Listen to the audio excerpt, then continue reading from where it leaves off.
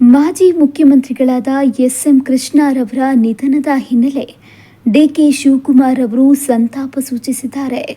ಮಾಜಿ ಮುಖ್ಯಮಂತ್ರಿಗಳು ಹಾಗೂ ಕೇಂದ್ರದ ಮಾಜಿ ಸಚಿವರಾದ ಶ್ರೀ ಎಸ್.ಎಂ. ಕೃಷ್ಣ ಅವರ ನಿಧನದಿಂದ ಮನಸ್ಸಿಗೆ ಅಪಾರ ನೋವುಂಟಾಗಿದೆ. ಕರ್ನಾಟಕದ ಪ್ರಗತಿಗೆ ಅವರು ಸಾಕಷ್ಟು ಕೊಡುಗೆ ನೀಡಿದ್ದಾರೆ. ನನ್ನ ರಾಜಕೀಯ ಬೆಳವಣಿಗೆಗೂ ಸೂಕ್ತ ಮಾರ್ಗದರ್ಶನ ನೀಡಿದರು.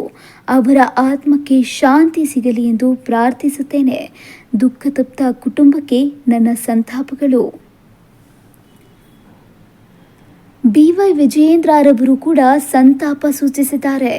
ಮಾಜಿ ಮುಖ್ಯಮಂತ್ರಿಗಳಾದ ಶ್ರೀ ಎಸ್.ಎಂ. ಕೃಷ್ಣ ಅವರ ಸದಾಶಿವನಗರ ನಿವಾಸಕ್ಕೆ ಇಂದು ಭೇಟಿ ನೀಡಿ ಅಂತಿಮ ದರ್ಶನ ಪಡೆದೆ.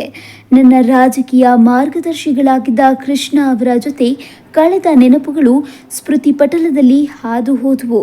ಅವರ ದೂರದೃಷ್ಟಿಯ ನಾಯಕತ್ವ ಹಾಗೂ ಕರ್ನಾಟಕಕ್ಕೆ ನೀಡಿದ ಕೊಡುಗೆಗಳು ಅವಿಸ್ಮರಣೀಯ.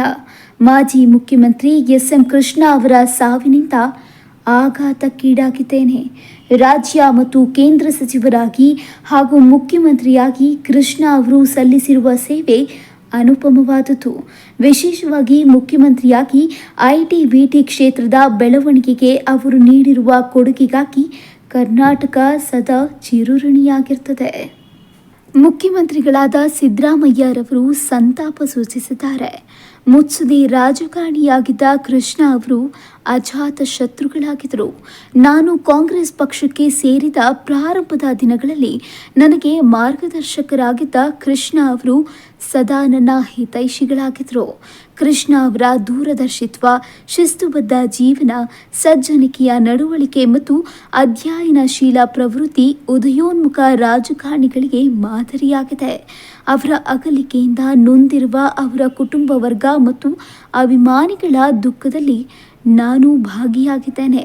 ಅವರ ಆತ್ಮಕ್ಕೆ ಶಾಂತಿ ಸಿಗಲಿ ಎಂದು ಭಗವಂತನಲ್ಲಿ ಕೋರುತ್ತೇನೆ.